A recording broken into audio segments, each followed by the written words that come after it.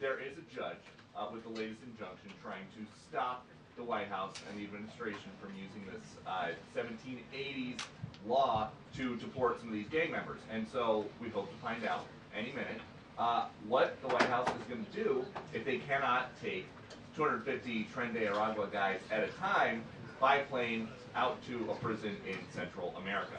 We're also hoping to get some information about President Trump's latest threat to Iran. We saw the photo over the weekend where he had just finished a round of golf and he put on the headset to watch an airstrike happening from Mar-a-Lago targeting some targets in the Middle East.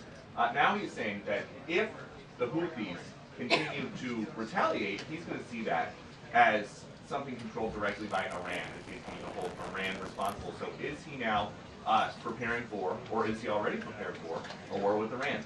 We don't know. And if there's time, maybe we can get some info about this club championship that he won again down in West Holland. Sandra.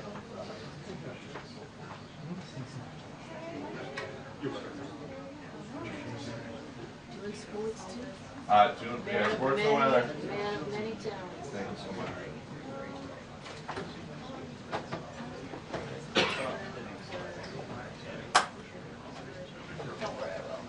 Now we can start.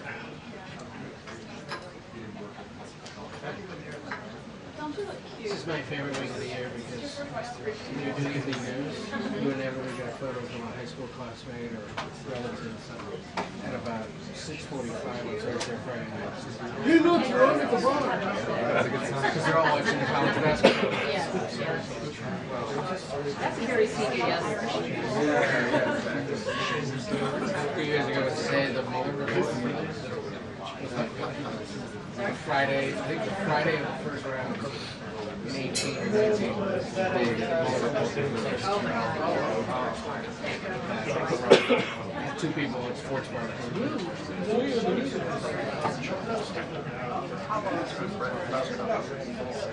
To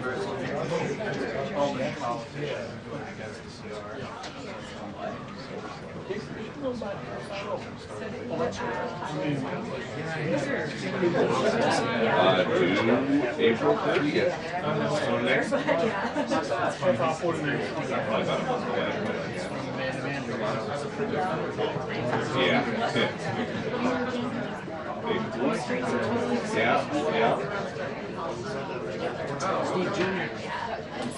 Yeah, that one really strong.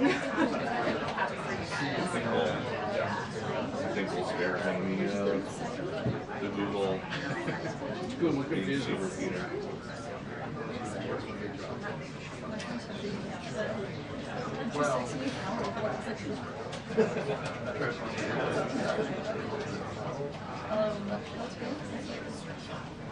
And so what are you doing with your like immediately, or are you going to do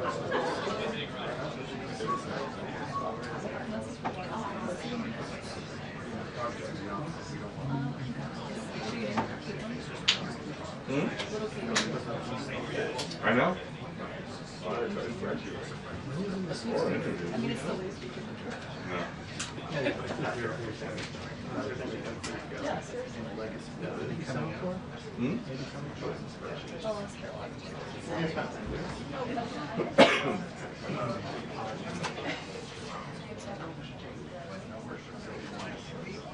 Where do you live?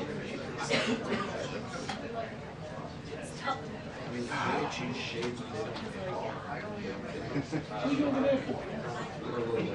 Oh, I'm helping. I'm getting his Pat.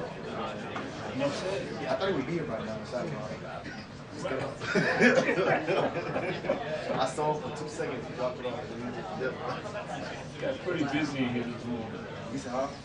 Kind of busy in here this morning. BP walkthrough. Oh. Just came in the door. No. I had never seen that. I ain't seen it either.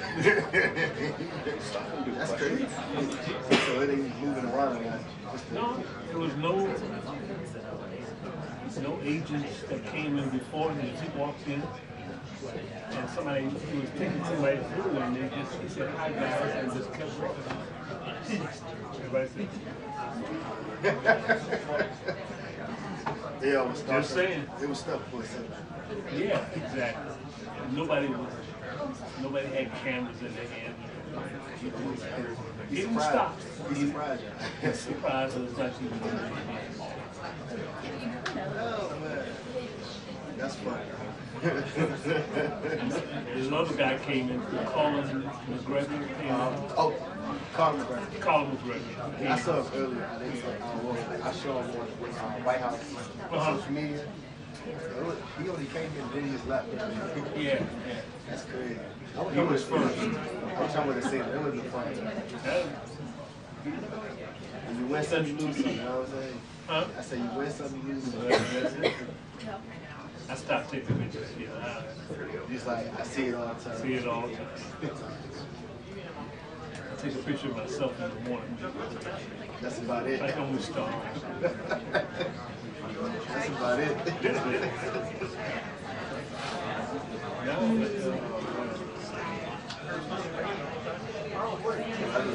I'll be right back. Yeah.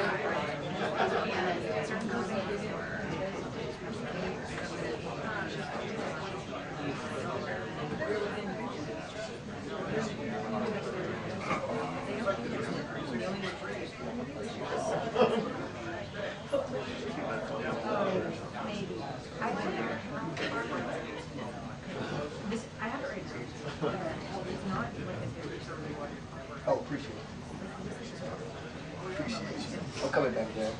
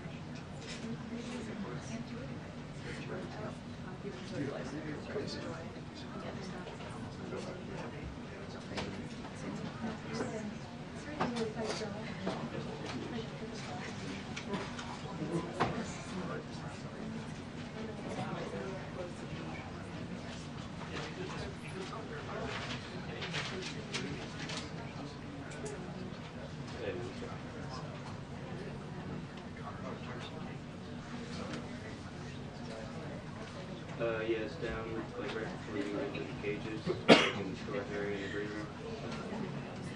Yeah, it's just like right when you walk in, you'll see it. It's got a sticker with the name on it.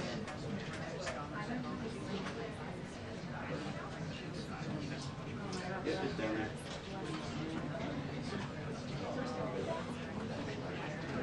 I'm at the White House briefing.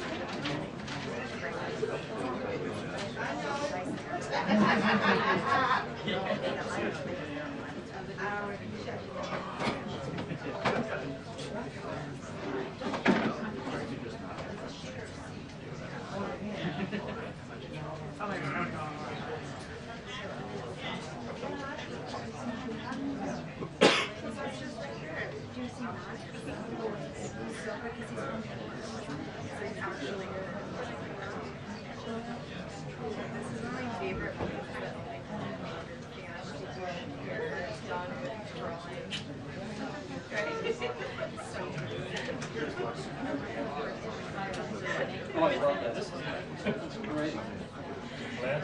Flash.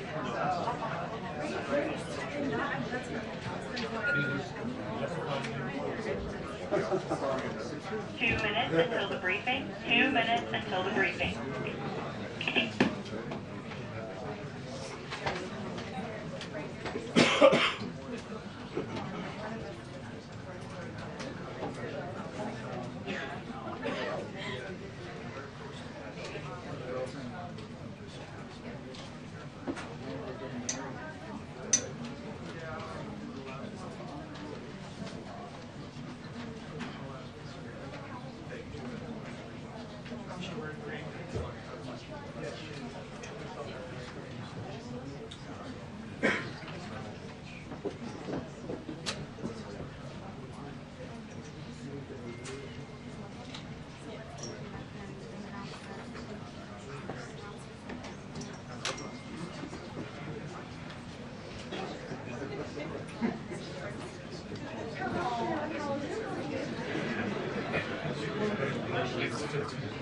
Yeah.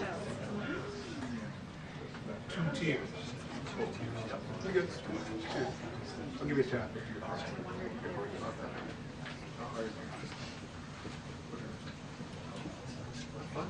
I'll go over it.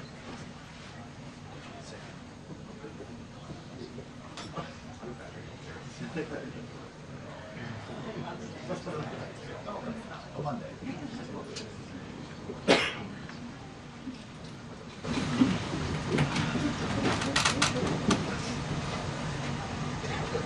Yeah. Good.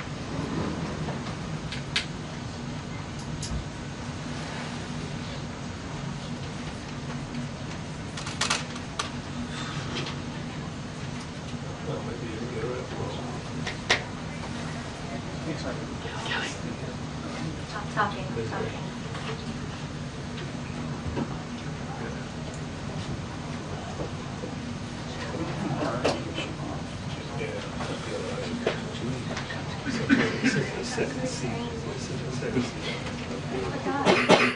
I remember Wednesday.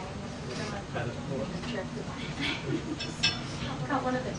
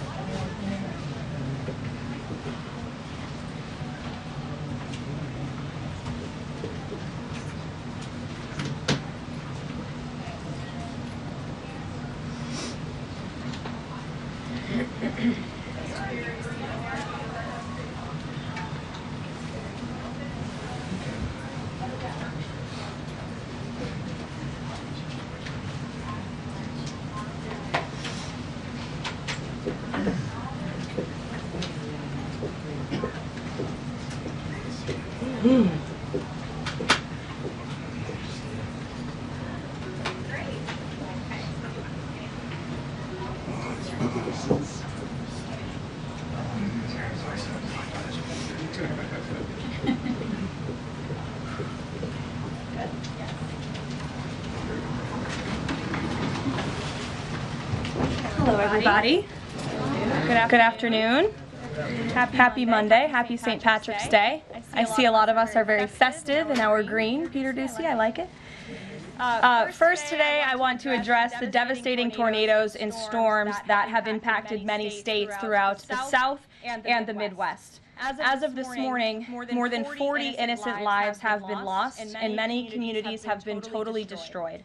The President has been actively monitoring the situation, and the Trump administration is engaged with governors and local officials to restore affected communities and livelihoods. Everyone impacted is in our prayers, and President Trump is fully prepared to assist state and local officials as they recover from the horrific damage. The President has had a very busy weekend, making our country and the world a much safer place. President Trump ordered decisive military action against the Houthi terrorists in Yemen. These Houthi terrorists have engaged in piracy, violence, and terrorism against American ships for years under the Biden administration, costing billions of dollars and putting innocent lives at risk. Joe Biden's pathetic weakness invited these unacceptable attacks. But there's a new sheriff in town, and his name is Donald Trump. And the world is officially on notice. America has a commander-in-chief whose peace-through-strength approach is unwavering and should not be tested. As the President said, no terrorist force will stop American commercial and naval vessels from freely sailing throughout the world. Houthi terrorists and their Iranian backers should not cross President Trump again, and the President has made that clear today. On another important matter, President Trump signed a proclamation invoking the Alien Enemies Act regarding the invasion of the United States by the foreign terrorist organization Tren de Aragua. At the President's direction, the Department of Homeland Security carried out a counter-terrorism operation deporting nearly 200 violent Tren de Aragua terrorists, which will save countless American lives. Thanks to the great work of the Department of State, these heinous monsters were extracted and removed to El Salvador, where they will no longer be able to pose any threats to the American public. Tren de Aragua is one of the most ruthless terrorist gangs in the world. and they are responsible for some of the most heinous crimes that have occurred in our nation's history in recent years, including the savage murders of beautiful Laken Riley and Jocelyn Nungray. President Trump promised Laken and Jocelyn's families during his campaign that he would demand justice for their beautiful girls, and that's exactly what he did. As the president acknowledged during his inaugural address on January 20th, he pledged to invoke this act, and he has no higher responsibility than to defend our country from threats and invasions. President Trump will continue his historic efforts to seal the border and prevent these illegal invaders from coming here in the first place. As the New York Times is acknowledged over the weekend, President Trump's policies are working. Here's how the Times summed it up. Illegal crossings at the U.S.-Mexico border are down to their lowest level in decades. Once crowded migrant shelters are empty. Instead of heading north, people stranded in Mexico are starting to return home in bigger numbers. The border is almost unrecognizable from just a couple of years ago, when hundreds of thousands of people from around the world were crossing into the United States every month in scenes of chaos and upheaval. This is the Trump effect in action. And again, those are the words from the New York Times. We didn't need a border security bill. We just needed President Trump. All of these actions taken together are contributing to a wave of optimism about the direction of our great country. According to brand new polling from NBC News, more registered voters say the United States is heading in the right direction than at any point since early 2004. Americans support President Trump's common sense approach that's getting our country back on track in record time. Meanwhile, the president's critics can't say the same. That same new NBC poll also found that the Democrat Party has reached an all-time low in popularity. It turns out when you let your hatred of President Trump get in the way of doing what is best for America, the people reject you. Who would have thought? Joining us today in our new media seat is Kelly Meyer. She is a White House correspondent with News Nation. News Nation started in 2021 and is one of America's fastest growing cable news networks with a focus on news for all of America. It's part of a larger ecosystem, Nexstar, which is home to News Nation, the political website The Hill, the broadcast network The CW, and local Nexstar stations. With that, kick us off, please, Kelly. Thank you, Caroline. What do you say to Americans who want safe streets but are concerned due process is being violated? The president is using every lever of his executive authority and his constitutional authority within the bounds of the immigration laws of our country to ensure that our streets are safer for law-abiding American citizens. And this administration is focused on detaining, arresting, and deporting illegal criminal aliens. And as you saw this past weekend, the president used his authority under the Alien Enemies Act to deport foreign terrorists. Tren de Aragua is now a designated foreign terrorist organization. And as I said, there were nearly 200 Tren de Aragua members who were sent to El Salvador this weekend. Countless lives will be saved because of this action. And if you talk to the families, the Angel families, as I mentioned, Laken Riley and Jocelyn Nungray, they understand the grave cost of life at the hands of these illegal terrorists. And the president is proud to deliver on that promise for them. And just to follow up on that, this will be challenged later today in the courts. Does the president, does this allow him to defy the court order without having this the checks and balances and the separation of power?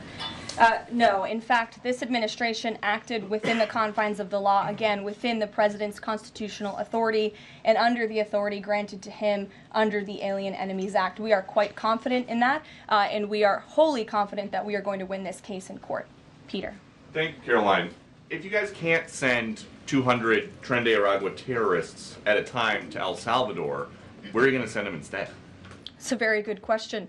You'd have to ask the courts and the people on the left who are trying to fight this administration for doing the business that this president sought out to do, which is to deport these foreign terrorists. And we're very grateful to President Bukele and to El Salvador for accepting these heinous monsters where they will face justice. And if these guys are terrorists at war with the United States, is President Trump considering anything more lethal to address them than just sticking them on a plane somewhere else? Well, it sounded like you had a little bit of curiosity in the premise of your question, so I want to address it. These are designated foreign terrorists. The president signed a proclamation on February 20th, 2025, designating TDA as a foreign terrorist organization that was in consultation with the Attorney General and the Secretary of Treasury. That was pursuant to 8 U.S. Code 1189. The president has the right to do that. And I think nobody would argue that Tren de Aragua should be designated a foreign terrorist organization. If you want to have that argument, I'm happy to do it. These are heinous monsters, rapists, murderers, kidnappers, sexual assaulters, predators who have no right to be in this country, and they must be held accountable. And something different. There is now a member of the European Parliament from France who does not think the U.S. represents the values of the Statue of Liberty anymore. They want the Statue of Liberty back. So is President Trump going to send the Statue of Liberty back to France? Absolutely not. And my advice to that unnamed low-level French politician would be to remind them that it's only because of the United States of America that the French are not speaking German right now. So they should be very grateful to our great country. Kelly. Is the administration prepared to give the court what it wants in terms of the time of the flights that departed, that went to El Salvador, and some of those details that the judge is asking for in trying to determine the timing? Clearly, the 5 named individuals were not deported in compliance, but looking more broadly, wanting to know about the timing of flights and so forth, because the verbal order did say turn around the flights if there's an issue. So is the administration prepared to provide that information? I'm prepared to provide it right now. All of the planes that were subject to the written order, the judge's written order, took off before the order was entered in the courtroom on Saturday, and the administration will, of course, be happily answering all of those questions that the judge poses in court later today. And for people who have due process questions about making certain that there wasn't anyone who was swept up who did not meet the criteria that you laid out, is there a way for the administration to provide more detail about how that was determined, who the individuals were that met this deportation order? Yes, I can assure the American people that Customs and Border Patrol and ICE and the Department of Homeland Security are sure about the identities of the individuals who were on these planes and the threat that they pose to our homeland. They take this incredibly seriously. They are putting their lives on the line to deport these designated terrorists from our country, and they should be trusted to do that. And that's exactly what the American people elected this president to do.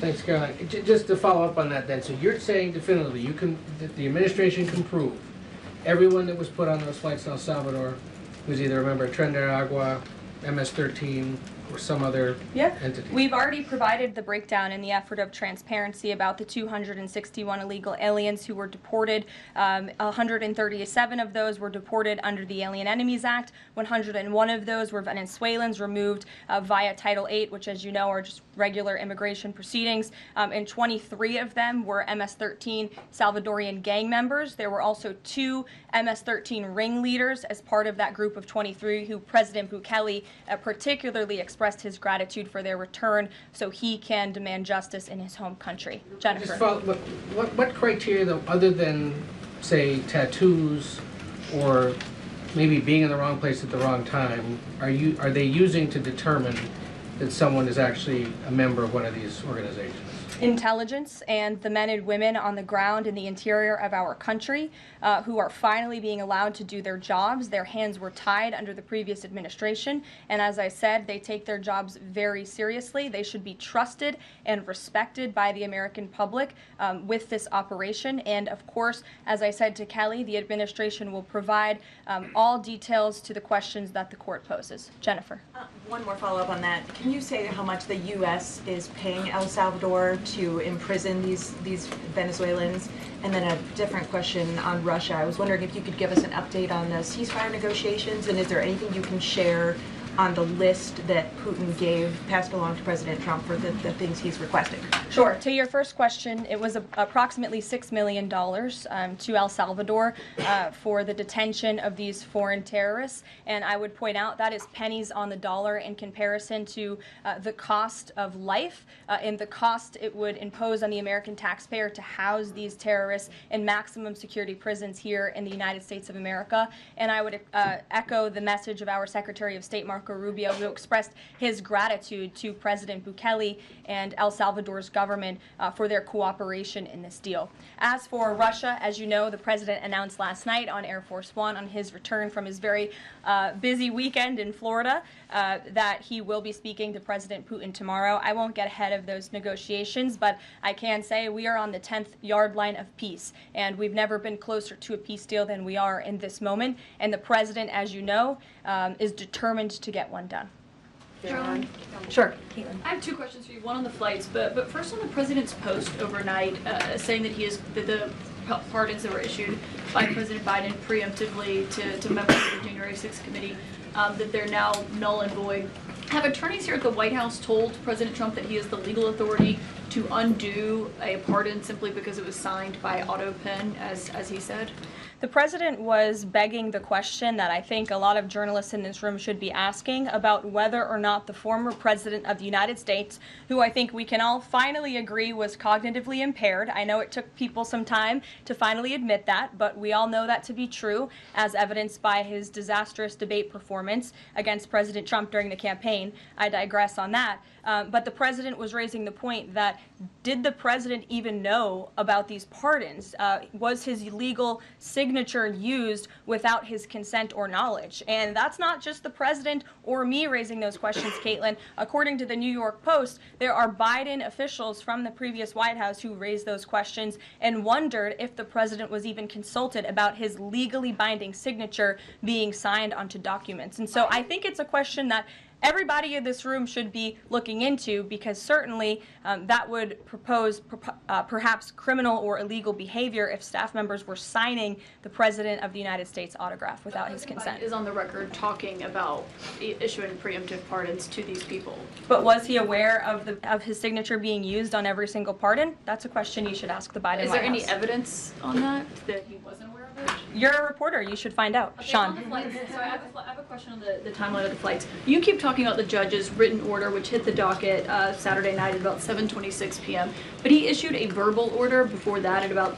6:45 and 6:48 p.m. based on the court hearing, a verbal order from the bench. Does the White House feel the need to comply with a verbal order from this judge? Again, as I said, all of the planes subject to the written order of this judge departed U.S. soil, U.S. territory before the judge's written order. But what about the verbal order, which of course carries the same legal weight as a written order, and said for the planes to turn around if they were in the air? There's actually questions about whether a verbal order carries the same weight as a legal order, as a written order, and our lawyers are determined to ask and answer those questions in court. Sean. Hey, so on Friday, the president suggested at length that it should be illegal to criticize judges, but he has repeatedly criticized judges who rule against him, and Elon Musk is calling for impeachment of judges who have opposed the administration. So how are those two things not in conflict? I have not heard the president talk about impeaching judges. I know you mentioned Mr. Musk's tweet, but I have not heard the president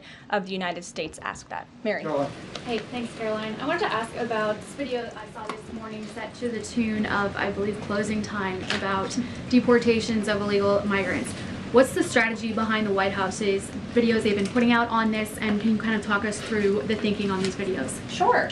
I think the White House and our entire government clearly is leaning into the message of this president, and we are unafraid to double down and to take responsibility and ownership of the serious decisions that are being made. The president was elected with an overwhelming mandate to launch the largest mass deportation campaign in American history, and that's exactly what he is doing. And to this very day, we are now, I think, 56 or 7 days into the administration by my count.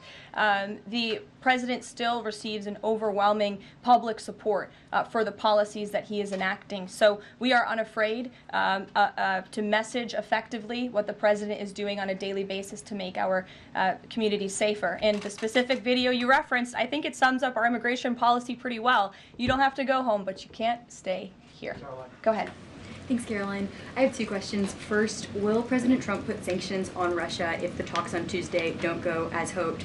And secondly, have any illegal immigrants self-deported through CBP Home yet?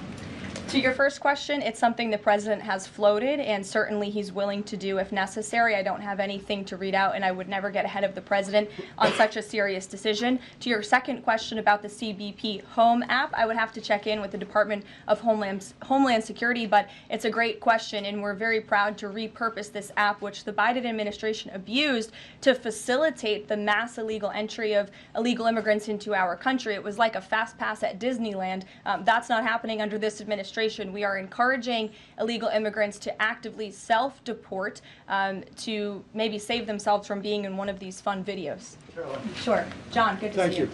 Thank you. After President Trump strafe-bombed the Houthis yesterday, he said that if they retaliate, he was going to personally hold Iran accountable for that.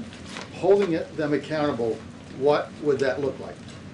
Well, I would defer you to what the president put out this morning, John, where he said very clearly, I will read it, "Let nobody be fooled. The hundreds of attacks being made by Houthi, the sinister mobsters and thugs based in Yemen, who are hated by the Yemeni people, are all created by Iran. Any further attack or retaliation by the Houthis will be met with great force, and there is no guarantee that the force will stop there. Iran has played the innocent victim of rogue terrorists from which they've lost control, but they haven't lost control. They are dictating every move, giving them the weapons, supplying them with money and highly sophisticated military equipment, and even so-called intelligence.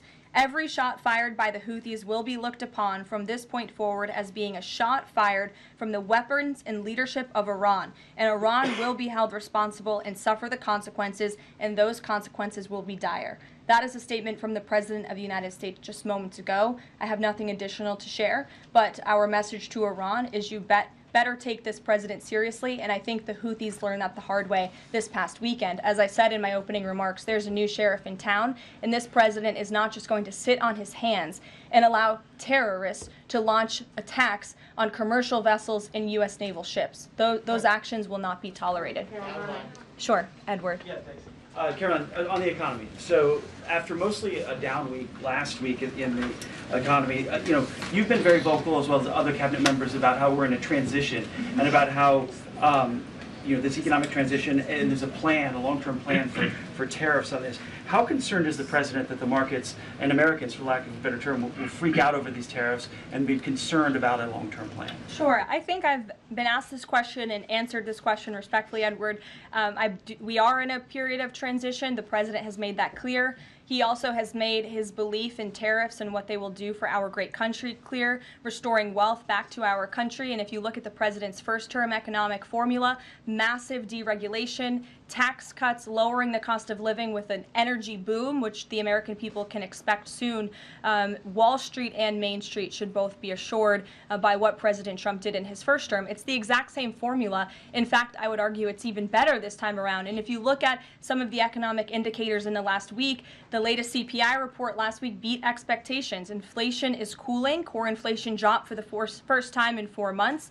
The national average of the price of gas is down 42 cents from 1 year ago, and there was also a new report out this morning about wholesale egg prices. They continue to fall. A dozen eggs are now $3.10 cheaper since January 24th. First, that's a 47% decrease overall. So I think the American people do have great reason to be optimistic about this economy. And as I've said repeatedly, it continues to be true. The administration has a whole of government effort to fix the economic mess created by Biden. So the president has pointed to that April 2nd tariff deadline, so to speak. Is the tariff back and forth sort of done now? We're just all looking towards April 2nd? Well, I think the president would tell you that all options are always on the table, and he's always ready to respond if he feels the United States is being unfairly treated by our allies and also our competitors around the world. But yes, the April 2nd day is a big day for the country, as the president has said. Reciprocal tariffs will go into effect. We'll have more details on that as the date nears, but our entire trade team, Secretary Lutnick, Secretary Bessent, the vice president has been quite involved in these talks and discussions as well about what that will look like. And the president, as you always do, you will hear from him directly on it. Deborah Saunders, how are you? Fine. How are you doing, Caroline? Good, thanks. Former pardon attorney Elizabeth Boyer believes she was fired for refusing to sign off on a move to restore gun rights to actor Mel Gibson. DOJ's Todd Blanche says no. But I want to know, is the administration dedicated to restoring gun rights to felons who serve their times? I ask this because I've talked to people who were pardoned. They felt that was important. Of course, this isn't necessarily for a pardon. What is the president's thinking on this issue? After you've served your sentence, should you have gun rights? It's an important question. It is one I have not spoken to the president about on his views, but I will take it to him this afternoon. I will tell him you asked, and we will get you an answer. You're welcome. Jonathan. Thanks a lot, Caroline. A question for you regarding the administration complying with judges' orders. I want to ask about an administration spokesperson who's the border czar, Tom Homan. He was on Fox News. We love Tom Homan. And he was talking about the deportations, and he said the following. He said, "We're not stopping. I don't care what the judges think," which seems to me, just reading that, that you don't care what orders come from the federal bench. Is that the case? Can you clarify that, please? Well, I think since you just quoted Tom, I'll quote Tom. He said, "I don't care what the judges think, but I can assure you that the administration is complying with the court order. And as I've said repeatedly from this podium, all of the flights that were subject to the judge's written order departed before the written order, and we are prepared to make that case in court later this afternoon." And then if I could, on Russia, the president, as you pointed out, Caroline, made some remarks on Air Force One coming back from Florida, and he seemed to indicate that the conversation tomorrow concerns essentially dividing up assets, dividing up territory associated with the war in Ukraine. Has President Zelensky given President Trump that authority? Is that what is going to take place tomorrow?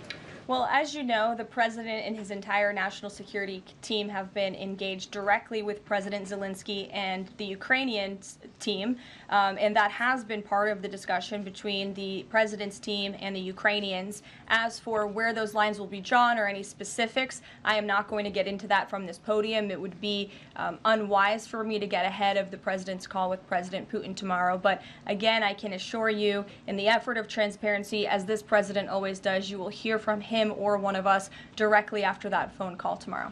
Reagan. Thank you, Caroline. There's a lot of focus on the judicial branch right now. The president has about 40 judicial appointments that he could make at this moment. Do you have an update on what the timeline would look like for those judicial appointments? And does the president have a list of potential nominees that he's vetting? I do not have an update on a timeline, nor do I have a list, but I can certainly have our team gather that for you and provide it. You're welcome. Sure. Go ahead. Sure. Thank you, Caroline. So the president is visiting the Kennedy Center this afternoon to attend a board meeting. A question about what happened a few weeks ago. The Kennedy Center got bomb threats targeting a performance by Shingyun Performing Arts, which is an American company showcasing China before communism. This company has been targeted, unfortunately, by the CCP for years. I'm wondering if this administration has a response to this, and also as the president is putting an emphasis on arts and culture, what's the administration's message to potentially foreign state actors who are trying to disrupt that in the U.S.? Don't disrupt it. This administration will take that very seriously and hold you accountable. We obviously condemn any violence or threats of violence against American institutions. And the president will be traveling to the Kennedy Center later this afternoon. I look forward to going with him. As you know, he is now the chairman of the board of the Kennedy Center, where he hopes to restore arts and culture that embrace American tradition, don't disparage it, as we have unfortunately seen over the past several years. The president will be doing a tour of the center. In his business developer mind, I'm sure he will make some recommendations on how the center itself can be improved, but also we'll be discussing perhaps some future plays and musicals and theatrical programs that the center will be hosting under his new leadership and the board's new leadership. Daniel. Will the president be discussing with Putin tomorrow the future of Volodymyr Zelensky? Sort of a follow-up to John's question. Again, I've been asked and answered this question now. I'm not going to get ahead of the president's discussion tomorrow, but after the phone call takes place, I can certainly provide a readout. Daniel. Caroline, thank you so much. You mentioned earlier in the briefing that you guys are at the 10-yard line of peace. Given the amount of progress that you've made in such a short amount of time, Is that an indictment of the previous administration's foreign policy stance, and is it just more proof that you need to talk to people to sort of get things done? I think so. I think the previous administration is the reason this war began. As President Trump often says, this war would have never started if he were still in office. It only started because of the incompetence and the weakness of the previous administration, and President Trump is very proud of the progress that he and his team have made in such a short amount of time, and hopefully tomorrow that progress will move forward. Sure. Thanks. There have been some media reports just in the last few hours that the administration has decided to withdraw from the International Center for the Prosecution of the Crime of Aggression against Ukraine, which is designed to hold Putin accountable for war crimes. Are you able to confirm that? And if that has occurred, why has that occurred? I'm not able to confirm it because I have not heard that. I will caution, I know there have been many inaccurate and misleading reports from Reuters lately, so I would caution anybody taking that seriously, but I can check in and get back to you. Great, thanks, Karoline. Is it the President's belief that the Justice Department should be investigating members of the January 6th Select Committee? Is he directing the DOJ to do that? As the President made it very clear in his address on Friday, I believe some of you were there, I was there, he made his vision for what he would like to see of the Department of Justice very clear, but he said that he has appointed great people in Attorney General Pam Bondi and also in our FBI Director Kash Patel to do what they think is best for our justice system and to stop the weaponization of justice that we saw under the previous administration against not just President Trump but his supporters as well. We want to restore the Department of Justice to an institution that focuses on fighting law and order and crime and putting real criminals behind bars, not targeting Americans because of their religion or their political speech. We saw that under the previous administration, and it's unacceptable to this president. And just to follow up really quickly on just Homan's comments from earlier, a few weeks ago in the Oval Office, the President said he will always abide by the courts. We heard what Tom Homan said earlier today. So I'm only asking just to be clear for the American people. It is the administration's belief that that you feel like you are bound to comply by the judge's orders? We are complying with the judge's orders. Question on the storm. Sure. What role does the President see for FEMA with these storms? He's talking about getting rid of FEMA, states handling their own disasters. Does he plan to change how the federal government responds to these storms? There hasn't been a change yet. That doesn't mean there couldn't be in the future. But as of right now, the President, the entire administration are actively monitoring the storms, as I said. In fact, before I came down here, there was an email note in my inbox from the Department of Homeland Security on what they are actually doing state by state across the board. So rest assured, Secretary Noem and her team is on it, and I would defer you to the Department of Homeland Security for any further details. One more question. The President referenced power plants with a conversation with Vladimir Putin. What is he referring to with power plants? What is that? There's a power plant that is on the border of Russia and Ukraine that was up for discussion with the Ukrainians, and he will address it in his call with Putin tomorrow. The nuclear plant. Correct. Okay. Yes. Caroline? Do you have a question? Yes. Okay. I wanted to ask you if you would be releasing more granular data about the people who were sent to El Salvador this week. Particularly, will you be releasing their names? I don't believe so because of the privacy concerns at this point in time. That doesn't mean we won't eventually. I would defer you to the Department of Homeland Security for more details on the individuals on the flights, but we have been incredibly transparent in giving you the breakdown of the numbers and also some of the crimes committed by these heinous criminals and individuals: kidnapping, sexual abuse of a child, robbery, aggravated assault on a police officer. I would remind everybody in this room that Tren de Aragua is a foreign terrorist organization operating within the United States of America because the previous administration allowed them to invade our country. These are monsters who tortured, raped, and murdered a 12-year-old Jocelyn Nungre. They murdered 22-year-old nursing student Laken Riley. They led a multi-state sex trafficking operation involving smuggling women into the United States, holding them in stash houses in Louisiana, Florida, New Jersey, Texas, and Virginia, and forcing them into prostitution. They kidnapped and murdered a 33-year-old woman in Texas. They sexually and physically assaulted a woman and her daughter in Wisconsin. They conducted a mass shooting in Illinois. They peddled untraceable ghost guns across New York City, took over an Aurora, Colorado apartment complex where they kidnapped and tortured victims. And by the way, many of you in the mainstream media said that didn't happen. It turned out that it did. And because of the effective immigration policies of this administration, those foreign terrorists were detained and they are no longer operating on American soil, and we have President Trump to thank for that. We'll see you guys later at the Kennedy Center. Thanks so much. Thanks, Caroline.